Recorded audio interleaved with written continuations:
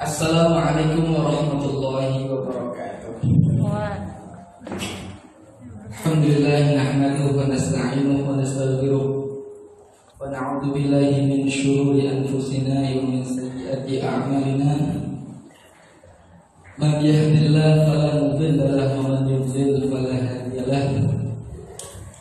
Asyhadu an la ilaha illallah wahdahu la syarika lahu wa asyhadu anna sayyidina Muhammadan 'abduhu wa rasuluhu la nabiyya ba'dahu.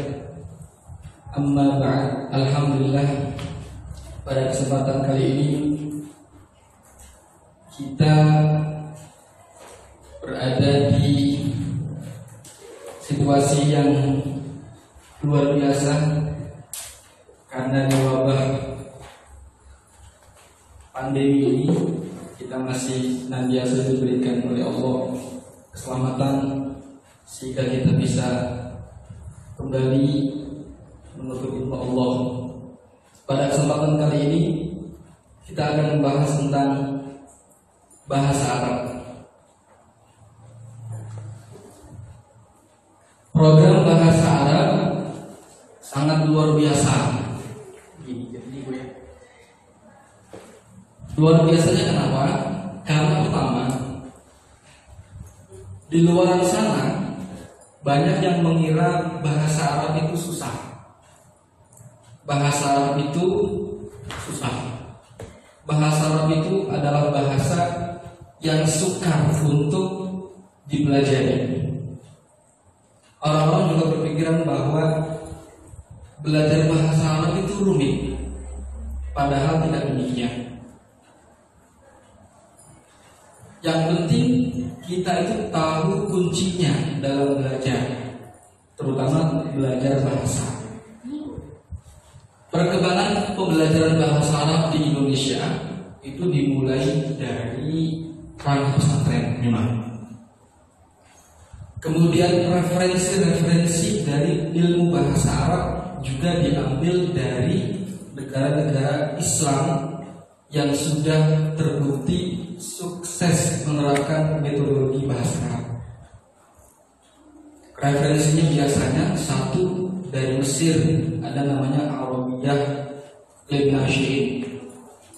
Ada juga Arabiyah Baina Aidina. Ada Durusul Lughah. Semuanya referensi itu dibawa ke Indonesia, masuk ke Indonesia, kemudian dipraktekkan di lembaga-lembaga Islam untuk pembelajaran bahasa Arab. Kemudian muncul beberapa pesantren yang menerapkan metodologi bahasa Arab karantina.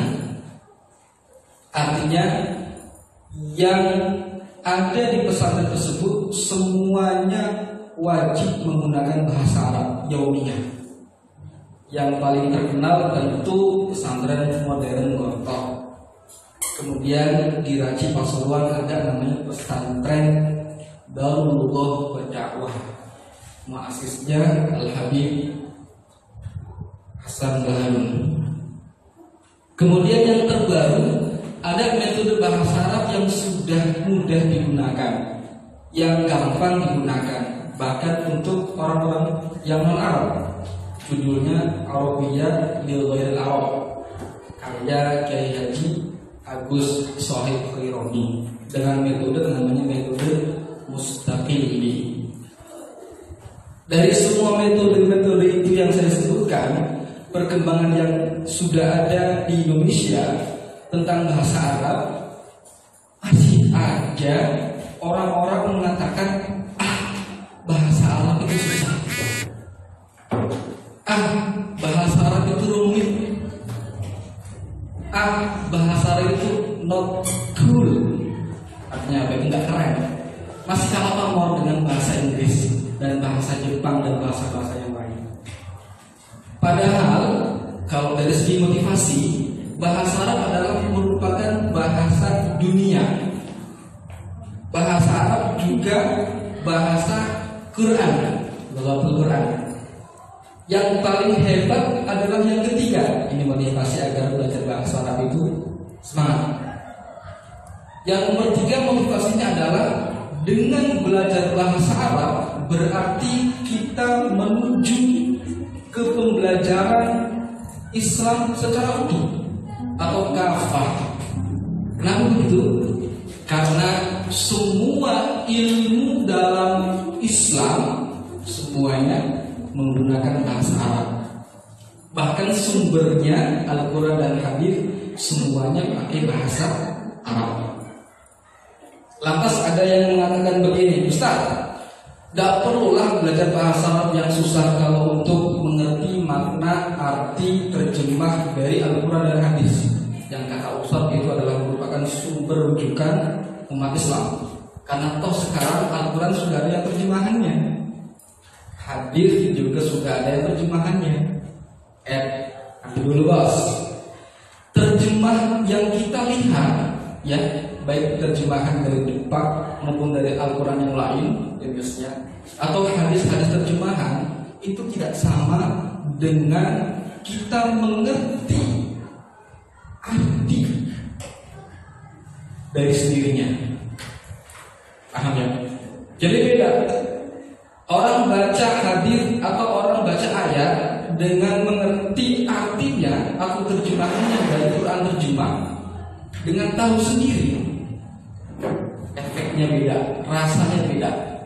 Belum lagi ada beberapa ada poin-poin kecil atau beberapa detail-detail kecil yang tidak didapati di terjemah.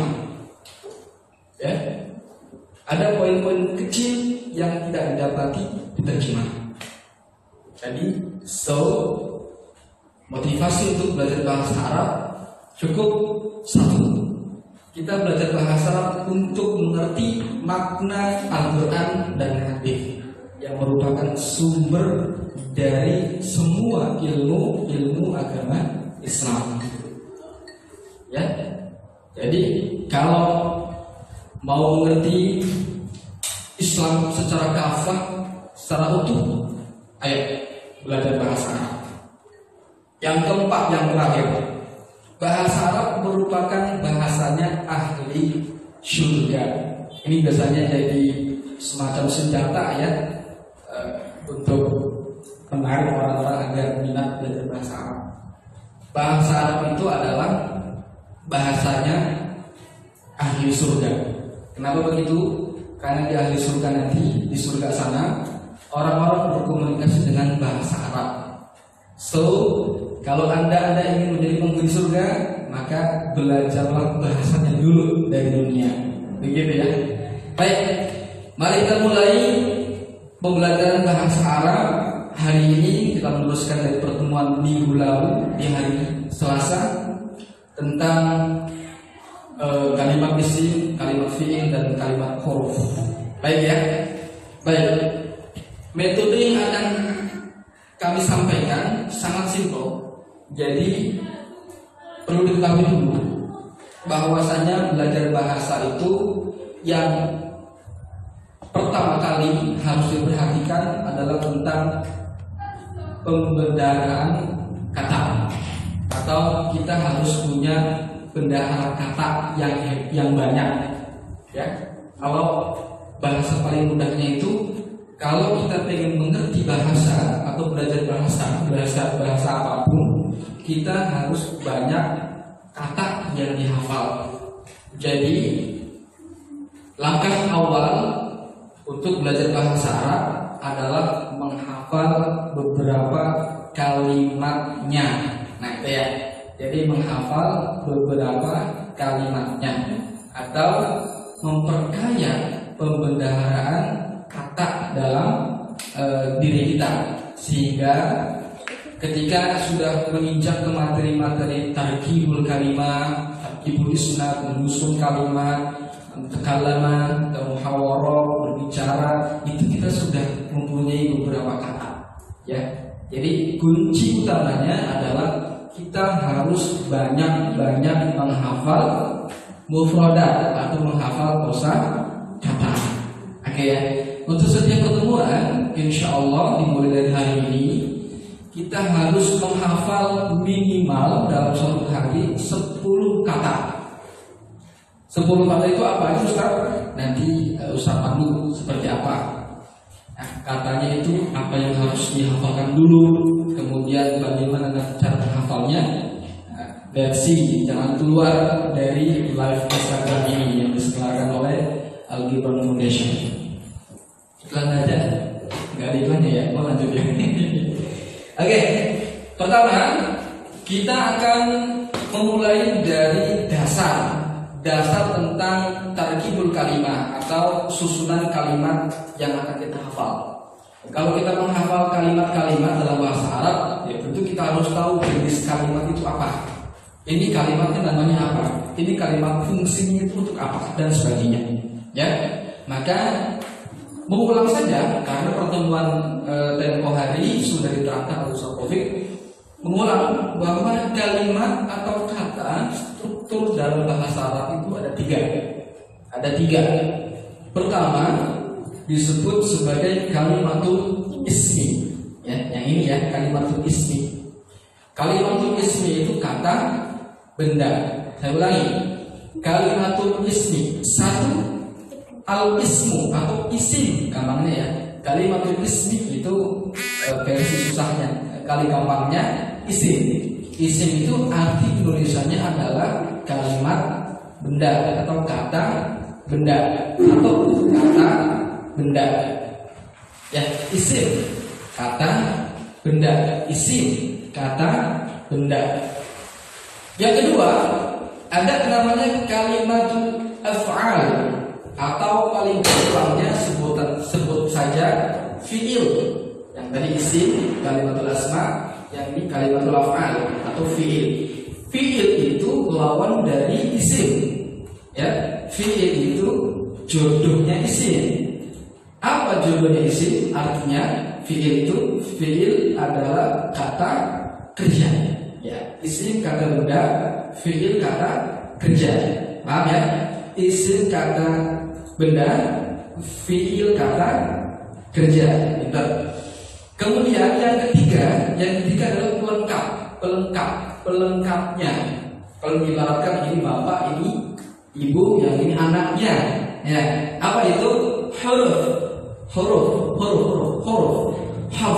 Huruf itu bisa diartikan agar mempermudah pembelajaran disebut sebagai kata sambung. Apa? Kata sambung. Lagi kata sambung. Isim kata benda, fi'il kata kerja, huruf kata sambung. Ulang. Isim kata benda, fi'il kata kerja, huruf kata sambung. Isim kata kerja, kata benda, fi'il kata kerja, huruf kata sambung. Tiga hal ini ya. Jadi saya ulas di papan tulis. Tapi cukup dengarkan dulu pengertian dari tiga kalimat yang akan kita hafal kategorinya.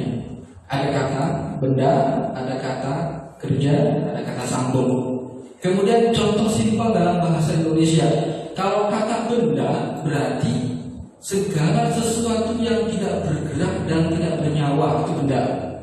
Pot, benda. Pulpen, benda. Celana, benda. Baju, benda. Peci, benda. Mic, benda. Papan tulis, benda. Karpet, benda. Atap, benda. Kursi, benda. Tripod, benda. Handphone, benda. Nah, semua itu namanya kata benda. Dan masing-masing yang tadi saya sebutkan itu punya bahasa Arabnya. Ada bahasa Arabnya tersendiri. Nah, kita harus hafal semua itu dari kata bendanya. Kata bendanya kursi apa? Kata bendanya tripod apa? Kata bendanya mic apa? Itu nanti akan kita hafal. Kemudian kata kerja. Kata kerja itu apa sih? Kata kerja adalah perilaku yang menggerakkan benda mati. Kata kerja. Contoh, ngomongnya pakai apa? Mic, kan? Tidak ada jodohnya. Apa lagi? Memakai celana, memakai kata kerja. Selamanya dipakai. Kata benda isimnya. Ya, pot kata benda, melempar kata kerja. Jadi yang dilempar apa? pot nih, gampang ya, nggak usah langsung contohin. Kemudian yang terakhir adalah huruf. Huruf itu apa? Huruf adalah penyambung atau kata yang menyambungkan, yang merajuk, yang menjahit, apalah artinya ya, apalah coba ini istilahnya, dari isim dan fiil. Kalau kata kerja dan kata benda tersebut ada, maka untuk melengkapi agar jumlah itu mufidah atau kalimat itu bisa dipahami oleh orang, harus ada sambungan. Sambungan contohnya apa Ustaz? Sambungan contohnya gampang. Kemudian sambung, dan sambung, dengan sambung. Apalagi? Enak ya? Itu kata sambung. Jadi kalau satu kata dalam bahasa Indonesia, saya memakai celana dengan apa? Baju, dengan itu huruf. Oke ya, 3 kalimat itu harus kita hafal. Kemudian perangkai 3 kalimat yang akan kita hafal, yang paling ribet, tidak ribet sih, yang butuh perjuangan ekstra itu hanya di kalimat fiil atau kata kerja. Karena dalam kata kerja itu nanti ada 3 kategori. Ya, paling gampang 3 kategori. Kategorinya itu 1 disebut kata kerja lampau atau kata kerja yang sudah selesai. Kemudian kata kerja sekarang, ya, atau nanti. Ya, sekarang atau nanti. Kemudian yang terakhir kata kerja perintah. Perintah. Pemerintah itu kata kerja. Jadi ada perintah, ada sekarang, ada dulu, gitu ya. Nanti cara menghafalnya pakai kode. Kodenya kalau dulu begini: dulu, sekarang, perintah. Ya, namanya metode talfiqi. Dulu, sekarang, perintah. Dulu, sekarang, perintah. Dulu, sekarang, perintah. Kalau kata kerja ada 3 hal tadi yang harus kita perhatikan. Kalau kata benda tidak ada. Kata benda langsung dihafal itu yaitu. Kata sambung juga sama. Kalau kita dapat materi untuk menghafal kata sambung ini, yaitu artinya. Kalau kata kerja tergantung. Ketika penyusunannya, kamu mengharapkan kayak gimana? Perintahkah? Menceritakan dulukah? Atau sekarang? Ya, 3 hal itu. Jadi kata sambung, kata benda, udah. Nah, kalau kata kerja ini yang agak susah. Oke ya, lanjut. Sekarang kita menghafal kata sambung, kata kerja dan kata benda. 10 saja, semuanya dibagi 10. Jadi 10 kata, 10 dari masing-masing 3 kategori itu. Pertama, kita mulai dari kata benda. Tentu kalau kita mulai dari kata benda apa yang akan, kategorinya apa dulu yang akan kita hafalkan. Pertama, jelas ya, yang kita hafalkan itu adalah al-insan wa aqahu. Insan wa aqahu itu artinya manusia dan anggota badannya, ya. Karena kalau kita nggak tahu diri kita sendiri, ya kita akan repot. Makanya kita harus tahu semua dulu bahasa Arabnya yang ada dalam tubuh kita, baru dari pindah ke lain, ya. Rumah, sekolah, kampus, bahasa Arabnya, transportasi dan sebagainya. Kemudian kata kerja juga kata kerja harian yang melibatkan dengan anggota badan kita. Kata sambungnya pun sama. Semua dari 3 kategori ini akan kita hafal 10 mufradat atau 10 kosakata. Oke, yang pertama kita akan menghafal dari atas ya, dari atas, dari sini berarti ya. dari atas ain. Al-ainu, al-ainu, tulisannya awalnya al-ainu, ya. Sini enggak ya? Sini aja ya. Saya tulis itu ya. Al-ainu. Tulis di papan tulis tulisannya al-ainu, ya. Al-ainu. Ini kita enggak usah baca ini ya. Enggak usah baca ini, enggak usah pakai harokat, langsung bentuknya ain. Apa? Ain lagi. Ain. Kalimat yang kedua adalah al-udhun.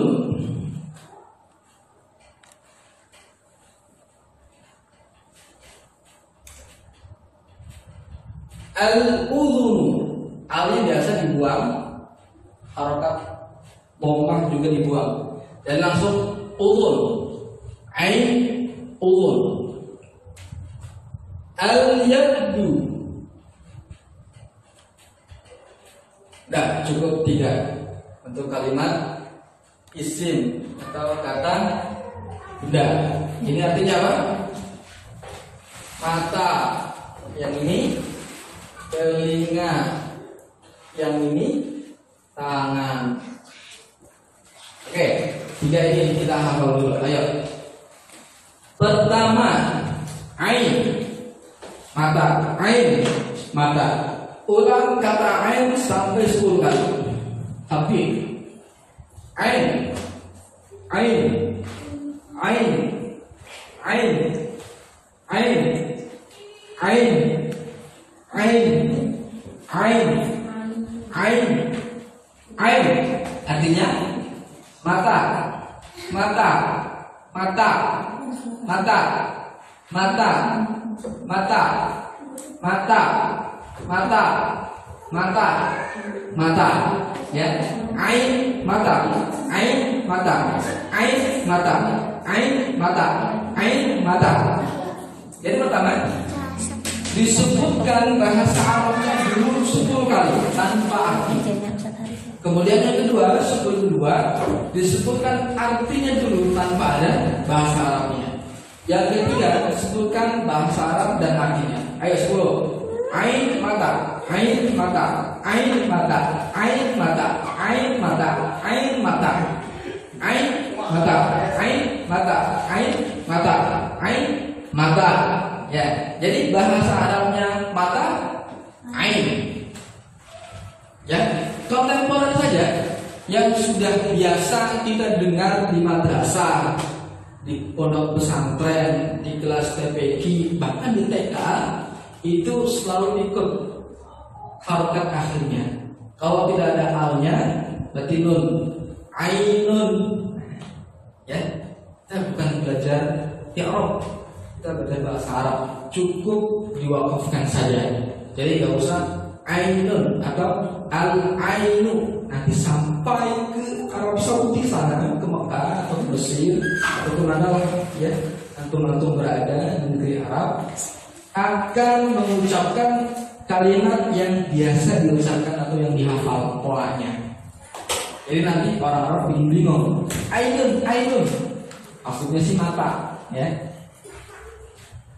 Kalau orang Arab yang asli tidak pakai harokat di akhir, cukup ain, ain, mata, ain, mata. Oke, masuk ke kalimat kedua, apa? Kalimat awal sebutannya al-udhunu. Al-udhunu itu artinya telinga. Al-udhunu, telinga. Ya, alnya dibuang, nunnya dibuang. Jadi udhun. 10 kali.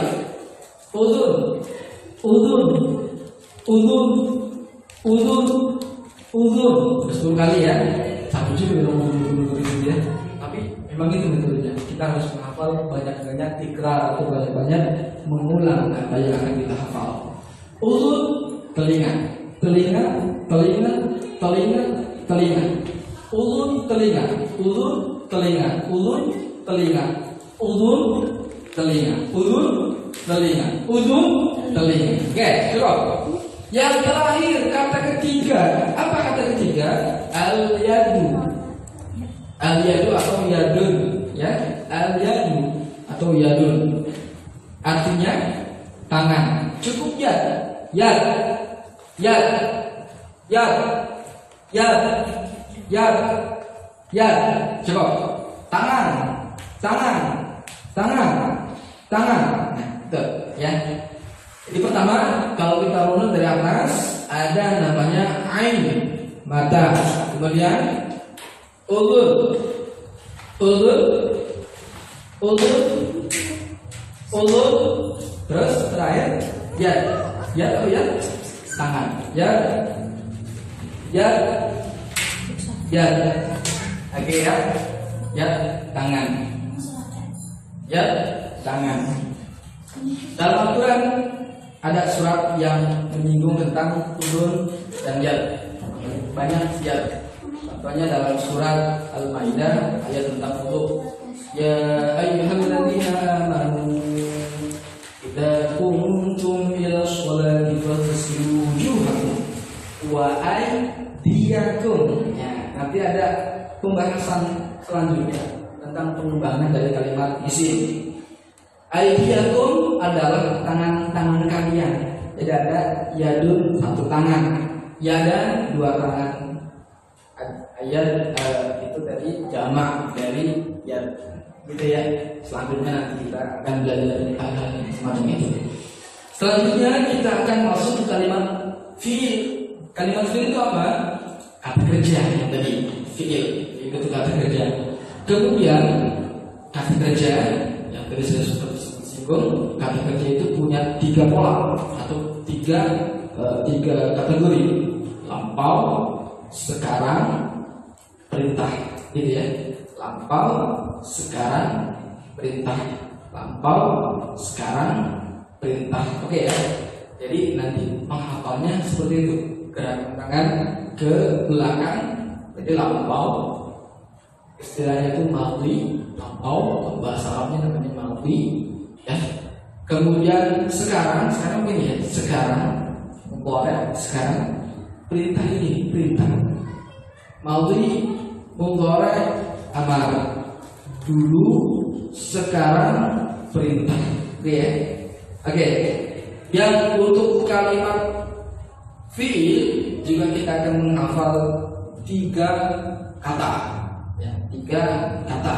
Untuk kata kerja kita akan menghafal tiga kata dengan pola yang semacam itu tadi, ya. Ini lampau, yang ini sekarang, yang ini perintah. Oke, lampau kita akan belajar kalimat fi'il yang gampang dari kata sami'a, terus yasma'u, terus satu lagi terakhir ini kata perintahnya isma'. Sami'a, yasma'u, isma'. Artinya adalah mendengar.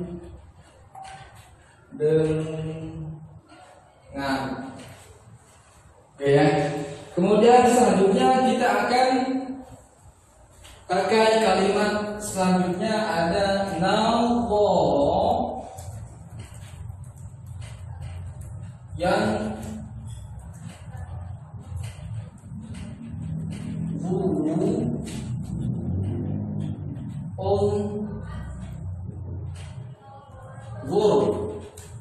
Oke, sami'a, yasma'u, isma', nadhara, yadhuru, unzur. Yang terakhir akhadha, terus ada ya khudu, terakhir ada khud.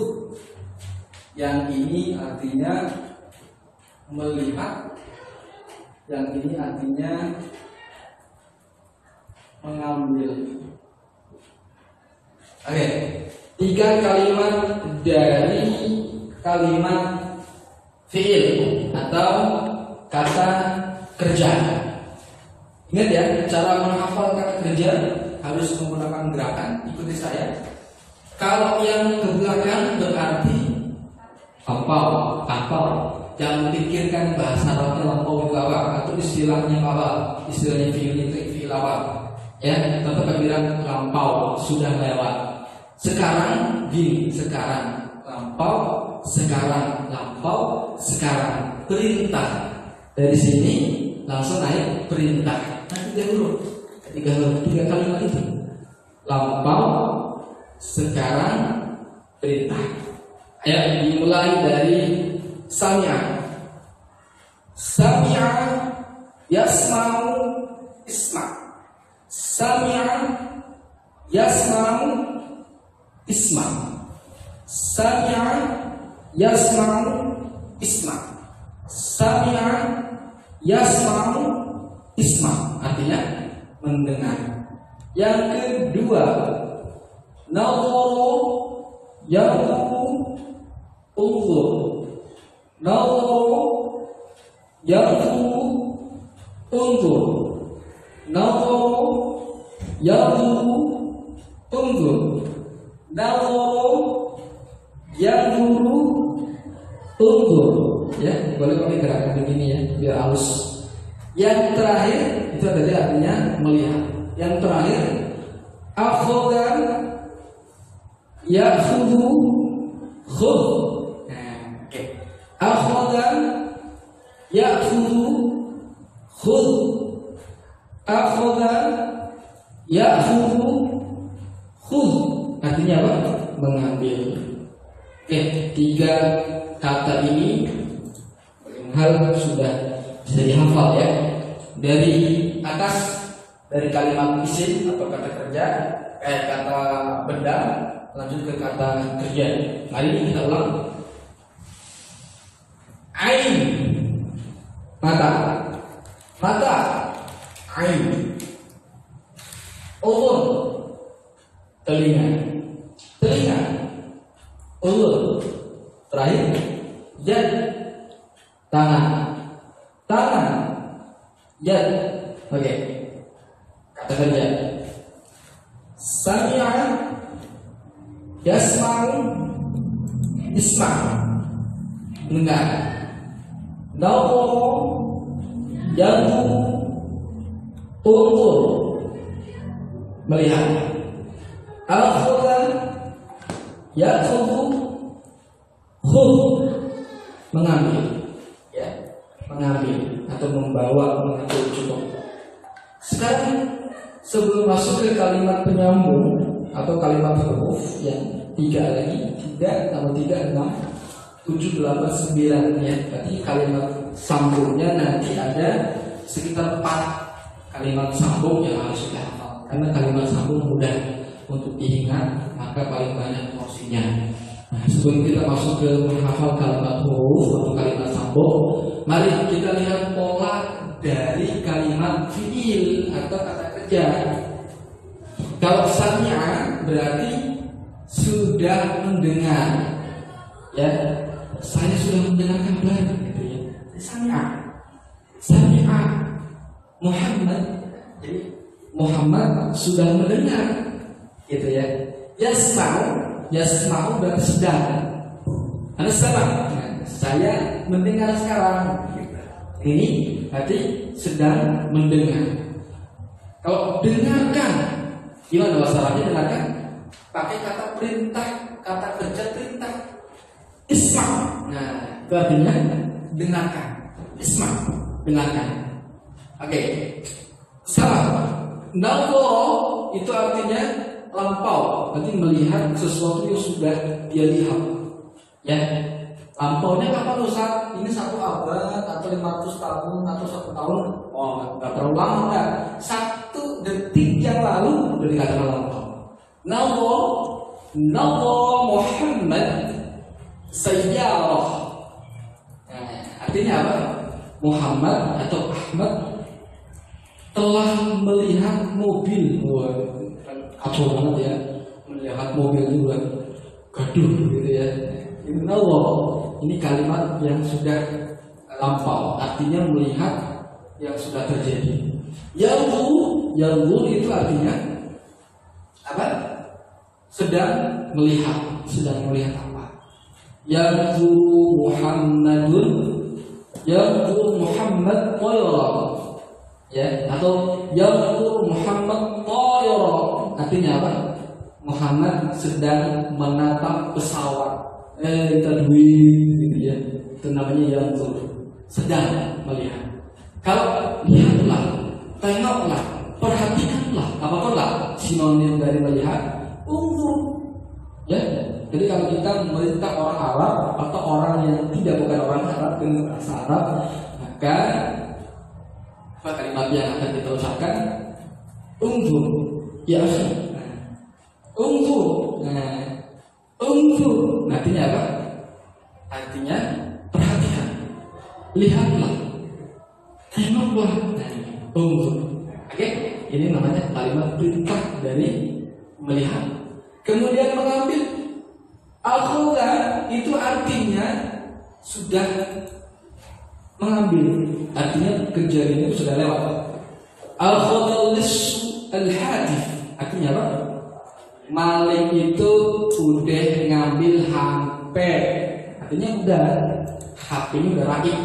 Akhudha lissu al-hadif, ya, maling udah ngambil HP, karena HP-nya udah hilang. Kalau ya khudhu mengambil, ya sedang mengambil kejadian pada saat itu. Khudh perintah dari mengambil. Apa kalau kata perintahnya dari mengambil? Ambillah, khudh, gitu ya. Khudh, ambillah. Khudh, ambil, bawa pergi. Khudh, pakainya kata-kata khudh. Ingat ya, dalam praktek nanti muhadatsah awil muhawarah, atau ketika cakap berbincang dengan orang Arab atau bukan orang Arab, atau kita ingin melatih lidah kita dari bahasa Arab, jangan terpaku dengan harokat akhir. Cukup sami'a. Tapi kalau menghafal nggak apa sami'a, isma. Tapi kalau dalam perkataan nggak usah isma. Sami'a, gitu ya. Nawo, yauzu, gitu ya. Tunggu, nggak usah pakai nawro, yauzu, nggak usah. Atau akhoda, langsung aja. Yakhudhu, nggak usah yakhudhu, langsung aja. Yakhudhu, ya. Ini khudh langsung. Ya, jangan terpaku dengan harokat di akhir kata setiap kalimat fi'il. Oke, kita menuju ke sesi akhir dari pembelajaran bahasa Arab ini. Yang terakhir adalah kata sambung. Ingat ya, kata sambung. Kata sambung bentuknya banyak sekali sebetulnya. Kemudian macam-macamnya banyak. Ada yang disebut kata sambung namanya atof.